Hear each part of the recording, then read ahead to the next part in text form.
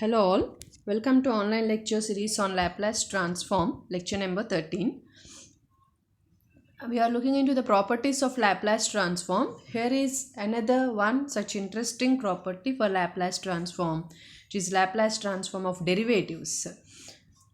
So, Laplace transform of f dash of t is given by s into f bar of s minus f of 0, where f bar of s is L of f of t. Using this property, we can find Laplace transform of a function which is derivative of a function f of t whose Laplace transform is known to us. This property is very applicable to find the Laplace transform of such functions which is difficult to derive its Laplace transform directly, but we know the Laplace transform of that function whose derivative is the given function. So first let us see the proof of this property and then we move to the application, that is how do we apply this property to evaluate Laplace transform of some functions. By the definition of Laplace transform, we can write L of f dash of t. Laplace transform of f dash of t is integral 0 to infinity f dash of t into e power minus st dt.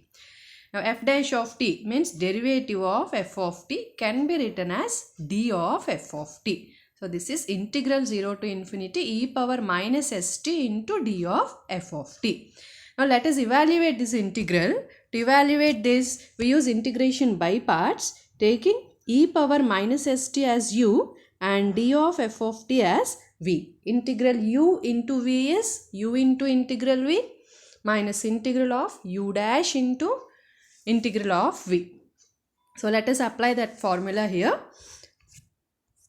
Then we get e power minus st, that is u into integral of d of f of t. Integral of derivative of f of t gives f of t. Integral and derivative are anti-functions.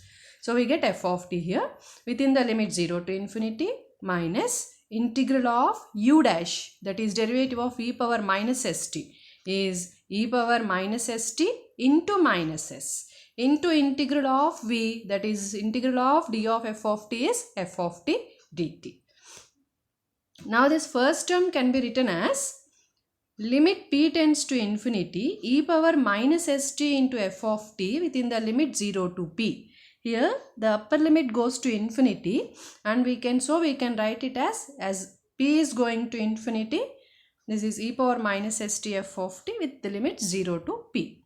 So if we substitute the limits, then we get limit p tends to infinity.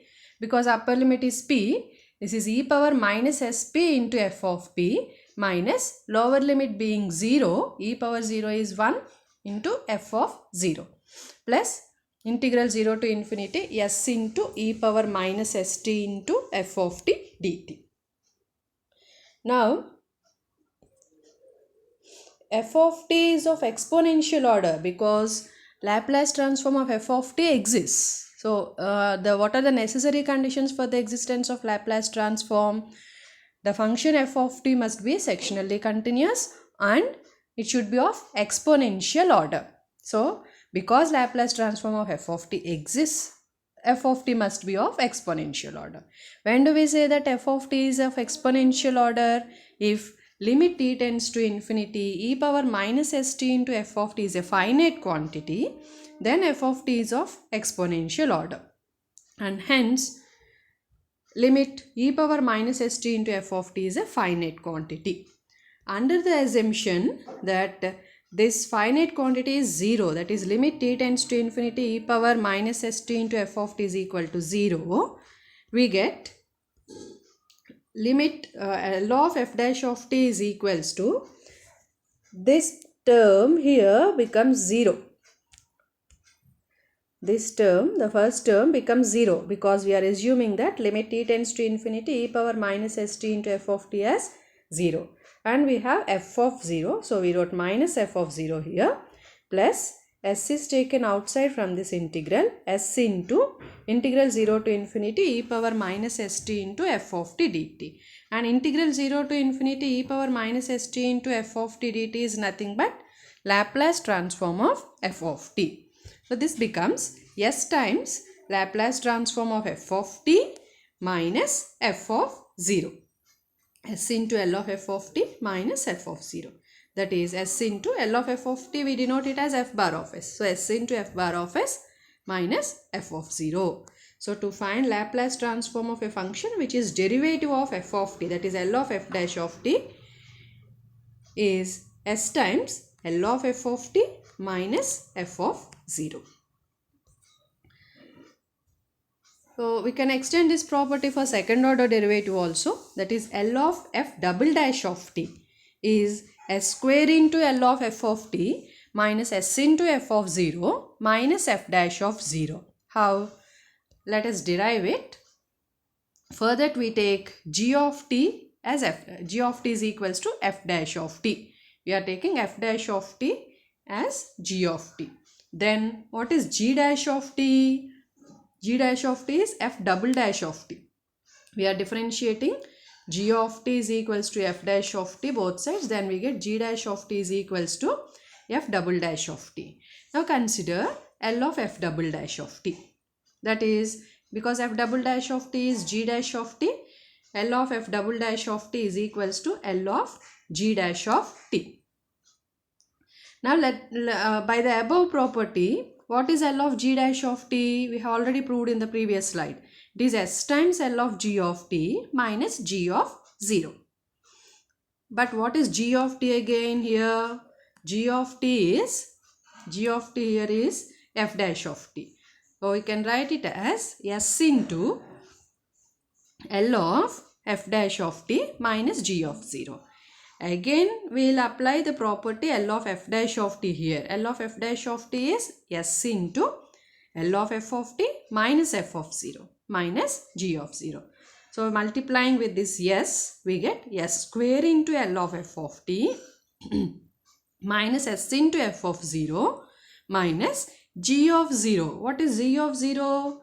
G of 0, putting t is equals to 0 in this equation, g of 0 becomes f dash of 0.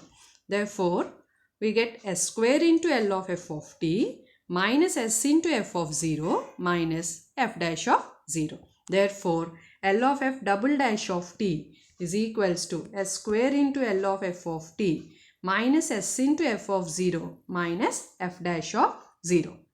So now can you try this for third order derivative? What is L of f triple dash of t? Just think of it and verify here. L of f triple dash of t is s cube into L of f of t minus s square into f of 0 minus s into f dash of 0 minus f double dash of 0. With the same logic, excuse me, with the same logic we can extend this for nth derivative. Then we get L of nth derivative of f of t is s power n into L of f of t minus s power n minus 1 into f of 0 minus s power n minus 2 into f dash of 0 minus and so on minus n minus 1th derivative of f at 0. This last term is n minus 1th derivative of f at 0. So this is the Laplace transform of derivatives of a function. Now let us look where it is applied, for what functions we can use this property. Evaluate Laplace transform of cos root t by root t. To evaluate Laplace transform of this function directly using the definition is somewhat difficult. So here, if you think about the function cos root t by root t, can you write it as derivative of some function? That means, is this f dash of t is cos root t by root t is f dash of t for some f of t. So think about what is that f of t. Take a second and think about that function. So let us reveal that. That is sine root t, because derivative of sine root t is cos root t into derivative of root t is 1 by 2 root t. So that gives 1 by 2 times cos root t by root t. And we are considering sine root t because we already know what is Laplace transform of sine root t. We have already derived in the previous lecture. It is lecture number 6.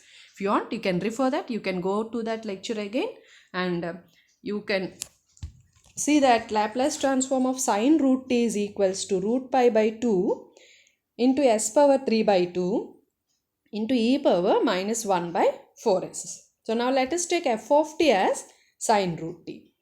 Then what is f dash of t? Derivative of sine root t is cos root t into derivative of root t, internal derivative, is 1 by 2 root t.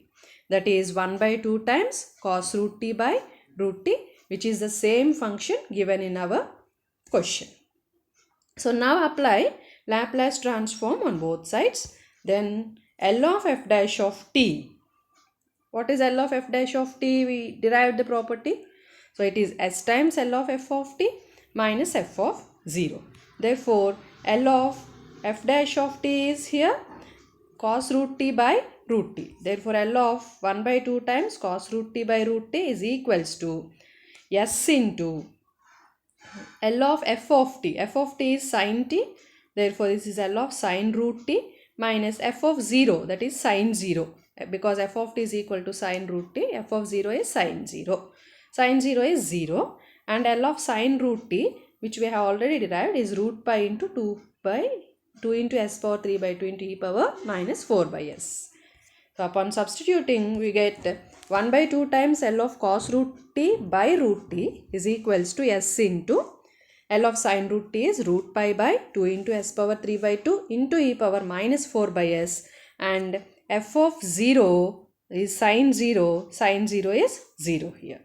Therefore, L of cos root t by root t is given by root pi by s into e power minus 4 by s.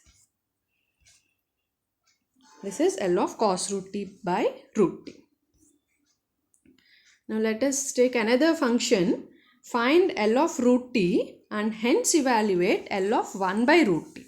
Finding L of root t is easy because we can use the property L of t power a. But finding L of 1 by root t is comparatively difficult because t power minus 1 by 2, if we apply that formula, it may be difficult.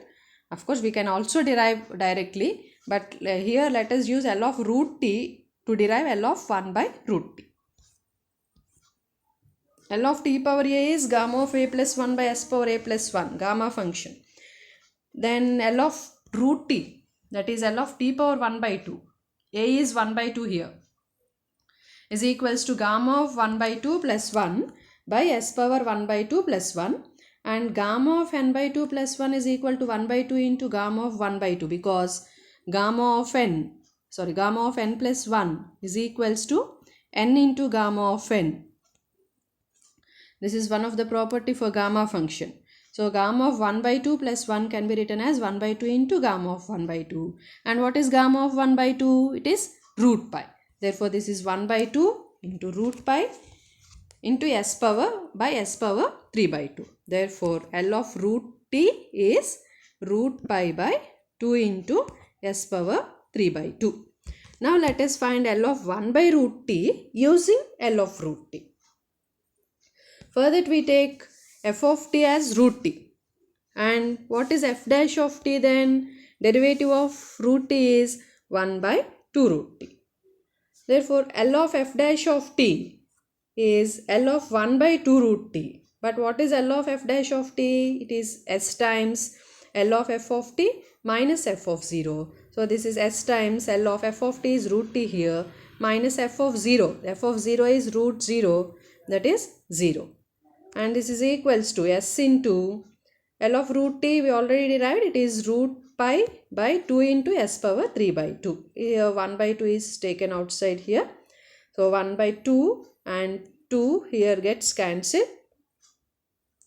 So that we remain with L of 1 by root t, that is equals to square root of pi by s. So in this way we can apply this property, the Laplace transform of derivatives. Whenever we know Laplace transform of f of t, we can find Laplace transform of f dash of t. Thank you for watching this video. Keep learning.